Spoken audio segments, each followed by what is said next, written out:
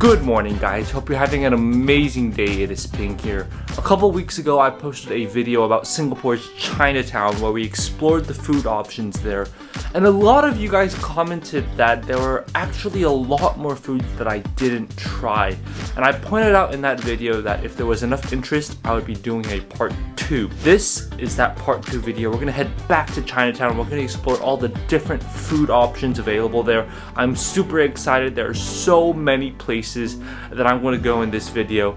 Let's go to Chinatown.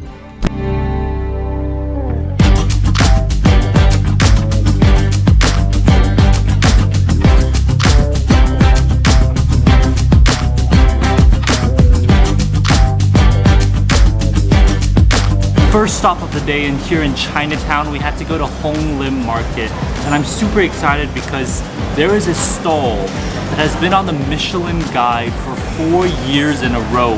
It's called GG Noodle House, and it's been around since 1965. It's been around for over 50 years. That is just mind-blowing. And the lady who runs the stall, she is the nicest, the most hospitable, like the best hawker I have ever met. She's so friendly. She was telling me about how COVID had affected a lot of businesses. So she was asking that if you guys can, please go out and support your local hawkers and local food businesses because it is very tough on them. The main dish here, of course, is the wonton noodles. I mean, the Michelin guide raves about these noodles, and I'm just so excited because you can tell they're so oily, so beautifully seasoned. You can tell that the color, it just changes the entire noodle. But first, we're gonna go in and just try the noodle. I'm so excited.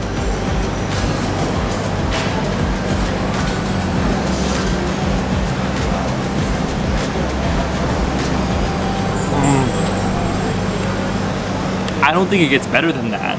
That is so good. The noodles are so oily, so slippery.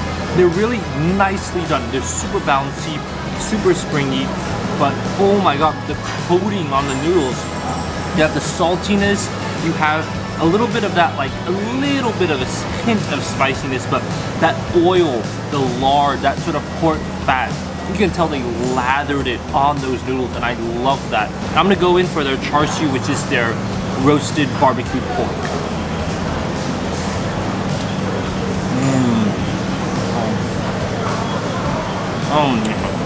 I think the best thing about this stall is that sauce that just covers everything. That oily goodness that just coats everything. It's so dang good. I mean, if you come here, you have to try this out. It's probably super unhealthy, but it's worth it. It is absolutely worth every single calorie. Now they have these fried dumplings here, which are so crispy, so well done. I'm just gonna bite into it.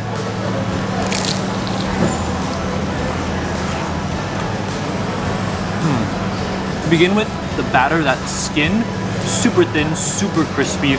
Like, you don't get any of that doughy texture. It's just all crispy-fied goodness. But the inside, that meat, it is seasoned so well. Salty, peppery. It's got that umami flavor. Oh, this is such a good dumpling. Oh my god, this is absolutely incredible. All the ingredients on their own are amazing. But what brings it all together is that oily sauce, which just elevates it to a new level. I totally understand why this is recommended on the Michelin guide. It is so good. Every ingredient, every component has a purpose in the dish, and it just adds more depth of flavor. Every single ingredient you add on to it. What a delicious start to this day. I am so happy with this bowl of noodles. And even better is that the hawker who makes it is so friendly. She is the nicest, the friendliest person that I've met. Definitely come support her business, come support these wonton noodles, and trust me, you will not regret coming here.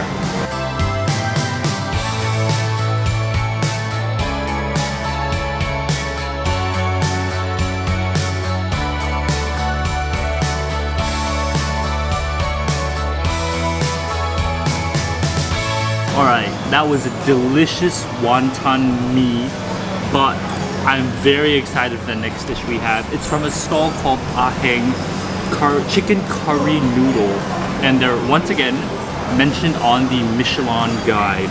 But what is really unique is the smell. They have this like big boiling pot of just curry with tofu inside and potatoes, and it's just all cooking in there.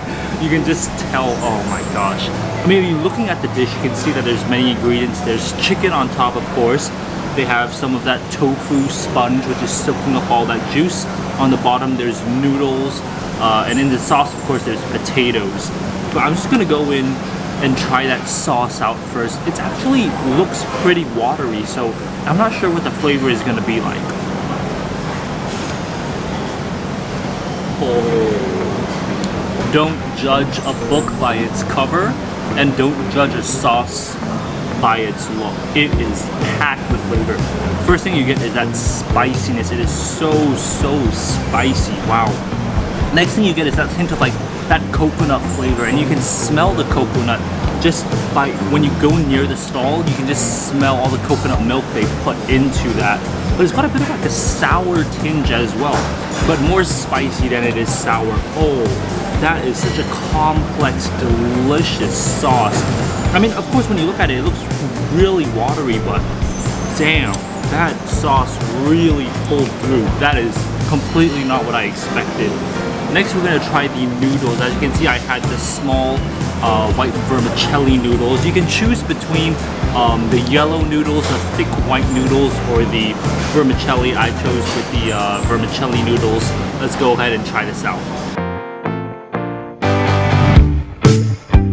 Oh yeah. I mean, like I said, what brings this dish together is the sauce. The vermicelli noodles are nice. They're like vermicelli noodles, but the sauce, that peanutty, that a little bit sour texture, that coconutty, that spicy sauce, that's what brings it all together. Now what I'm really excited about are these little tofu sponges, because they're basically like cushions, they're pillows that have soaked up all this sauce while cooking inside that big pot of broth. Let's go ahead and try this out. Oh. That is an explosion in my mouth. Oh, that is so good. The tofu, it just disintegrates when it enters your mouth. You bite in and it just, the juices go everywhere. That broth, like that broth is still so good. I mean, that peanut taste, that coconut taste, that spicy taste, all coming together to create this delicious combination. Oh, this is so good. But of course, it can't be a curry chicken noodle without the chicken. So let's go ahead and give this a try.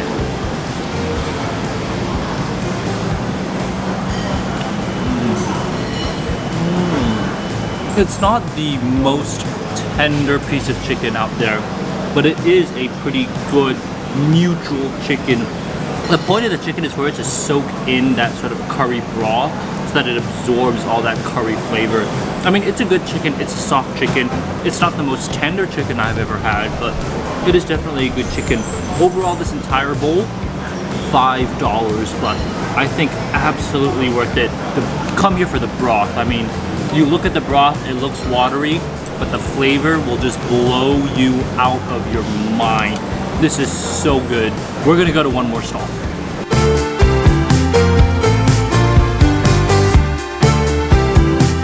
Next stop here at Lim Market, we've come to a stall known as Ahang Duck Rice. Again, mentioned on the Michelin guide, but their line is long and they don't need to mention that they're from Michelin. This is the only stall that hasn't put up like a Michelin sign on its stall. They don't need to put up the sign, yet they can still stay in business. As you can see, for $3.50, you get a bowl of rice and you get a plate of duck meat.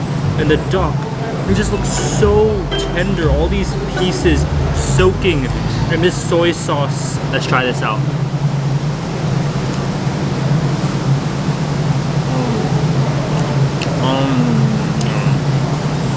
It's not the most tender piece of duck out there. I think I've had more tender pieces of duck, but it is a very fatty, juicy duck, and you can tell through that braise that that soy sauce flavor has been really infused into the duck meat. I mean, for $3.50, the portions are huge. I have to give it to them. I mean, that is a lot of duck meat for $3.50. So definitely value for money, and it is definitely a really, really good meal. The duck meat, once again, not super tender, but it's kind of nice. What I'm gonna try now is the rice. As you can tell that there's this like brown sauce on top of it. I think that's the braising duck fat juices sauce all mixed in together. So we're just gonna try the rice out by itself.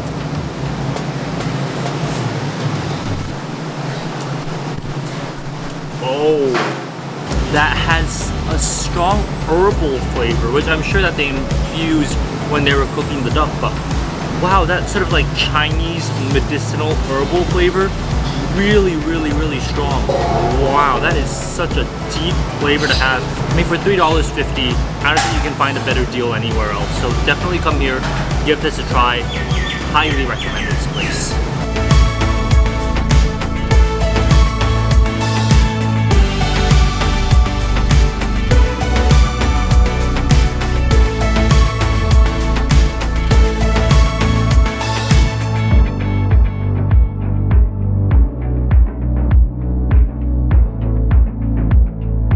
If this place looks familiar to you, it's because we are now at Chinatown Complex, which is one of the largest hawker centers here in Chinatown.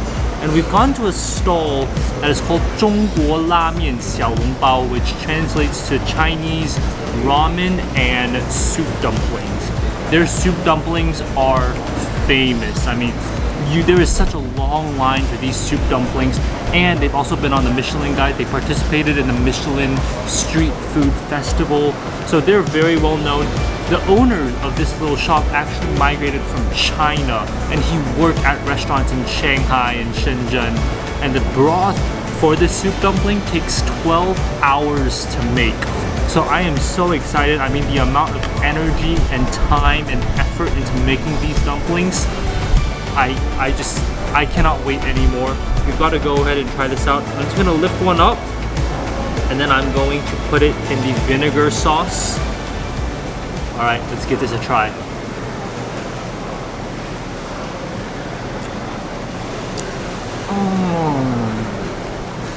That is probably one of the best soup dumplings I've ever had. That might be the best bite of this whole day.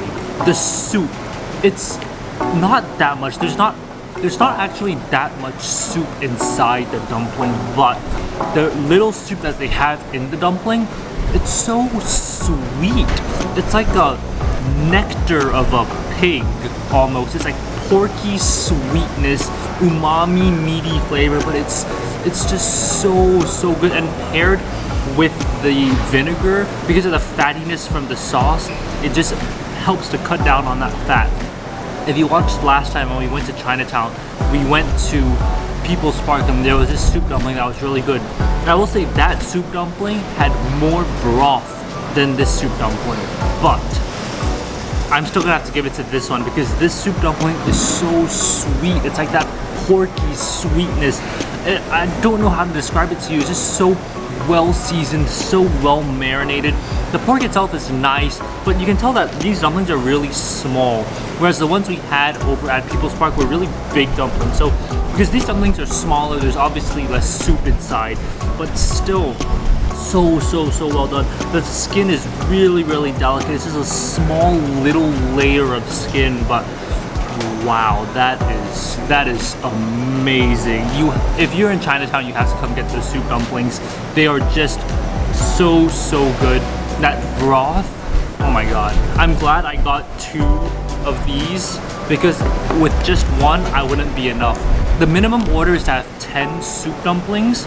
So for 10 soup dumplings, it costs about $6.50. So make sure you come here, get the 10 soup dumplings because they are totally worth it and you'll be so happy you spent that $6.50.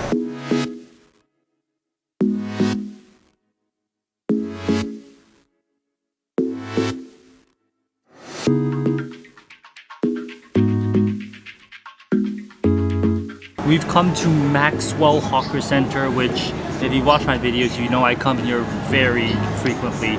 But there is one stall that I really wanted to try. It's literally called Chinese Hainanese curry rice. Now, if you've watched my videos, you know I love Hainanese curry rice, but this stall supposedly serves some of the best Hainanese curry rice.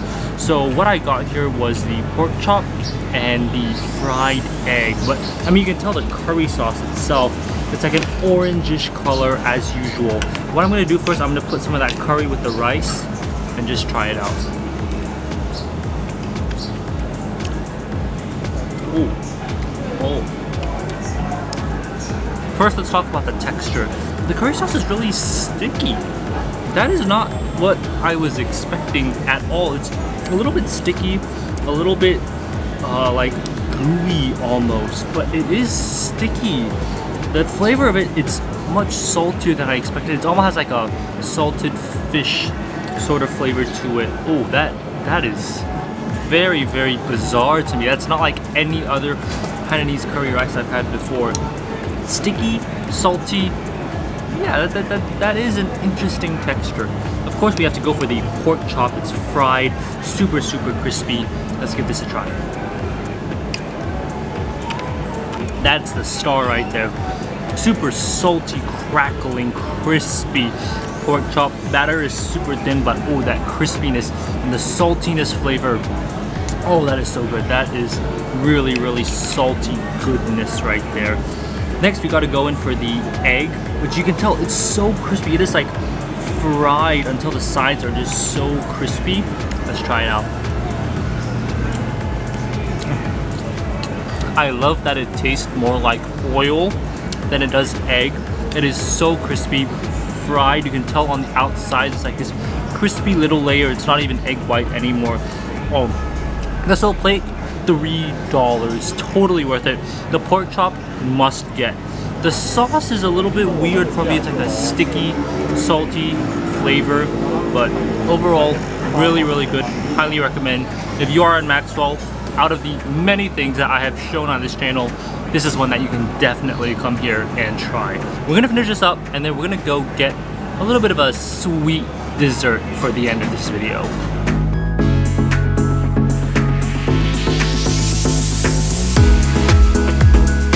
Final stop of the day.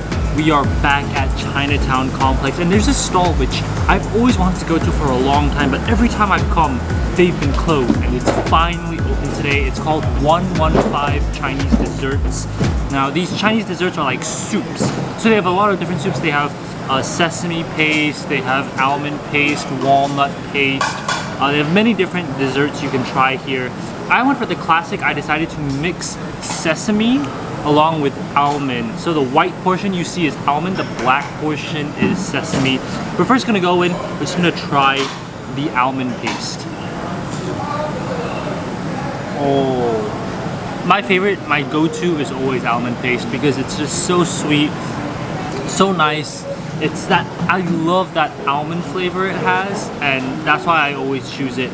Great choice today. I mean, this place does it really well, really traditionally. I'm gonna go for the black, the sesame. Ooh, yes. That is a very bitter sesame flavor, like a very like strong sesame flavor. Like a really seedy, really earthy sort of flavor to it. Oh, that is nice. Wow, I don't think I've had a sesame paste that is so sesame as the sesame paste, if that's even a word. But the sesame flavor is just so strong. Like, I can't think of a more earthy sesame paste I've ever had. The others you can tell like a little bit more watery, or they put chemicals. This is like real ingredients. You can tell that it's real sesame, real almond. This stall has been around since 1966, and it's for a good reason. They serve up some amazing desserts. This sesame paste, top-notch quality, absolutely love it. This is the part 2 of Chinatown. I think we've had an amazing meal today. I mean, we went to so many different places, so many locations, tried so many different foods, so many friendly owners that have all been struggling because of COVID-19. I was glad I could hear their stories today and share them with you guys. I am so happy with the food at Chinatown. I mean, everything we had today was just such high quality. It was absolutely amazing. I mean, I don't think you can find better food anywhere else in Singapore. Very happy with the choices today. If you enjoyed this video, definitely give it a thumbs up and subscribe for more food and travel videos. If there is even more interest in a new Chinatown series, I may consider a part 3. So let me know what you think down below in the comment section, and trust me, if you comment, I will respond. And I'll see you guys on the next video. Bye guys.